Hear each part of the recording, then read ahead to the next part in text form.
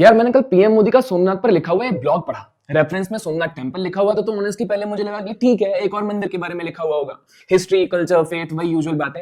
लेकिन जैसे जैसे मैं पढ़ता गया मुझे रियलाइज हुआ कि हम सोमनाथ के बारे में कितना कम जानते हैं।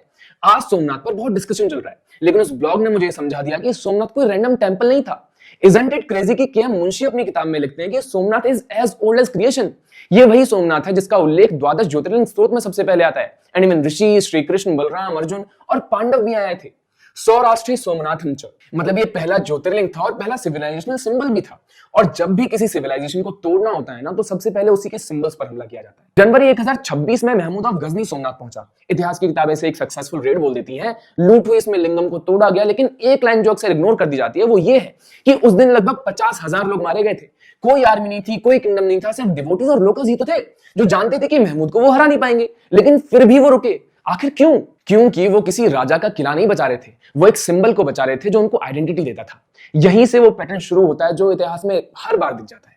गजनी के बाद में अलाउद्दीन खिलजी आया, फिर मुजफ्फर शाह आया, फिर महमूद बेगदा आया। हर बार डिस्ट्रक्शन हुआ और हर बार यही असम्पशन रहा कि अब की बार ये हमेशा के लिए खत्म हो गया।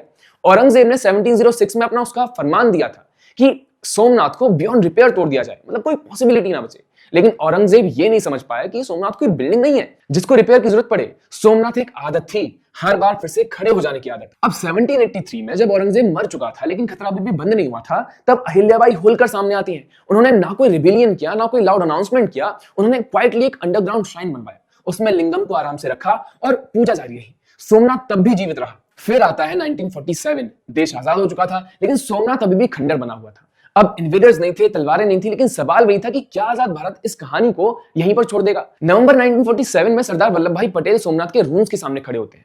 तो वो सिर्फ टूटे हुए पत्थर नहीं देखते हैं, वो एक 1000 साल की ह्यूमिलिएशन को भी देखते हैं और वहीं पे डिसाइड कर लेते हैं कि सोमनाथ को फिर से खड़ा किया जाएगा। लेकिन आजाद भारत में भी ये फैसला अनोनिमस नहीं था। जवाहरलाल नेहरू ओपनली अनकंफर्टेबल थे और उन्होंने इसे हिंदू रिवाइवलिज्म कहा।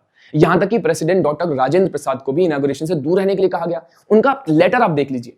फिर भी 11 मई 1951 को डॉक्टर राजेंद्र प्रसाद सोमनाथ पहुंचे, प्राण प्रतिष्ठा हुई और एक साइलेंट स्टेटमेंट दे दिया गया कि भारत मॉडर्न बनेगा लेकिन एमनीशिया के साथ नहीं बनेगा। तो कुल मिलाकर के पीएम मोदी का ब्लॉग पढ़ करके मुझे यही लगा कि सोमनाथ की कहानी जीत और हार की कहानी नहीं है, क्योंकि हर इन्वेडर ने खुद को विनर डिक्लेयर कर दिया। लेकिन 1000 साल के बाद भी नाम तो सोमनाथ का ही रहा ना।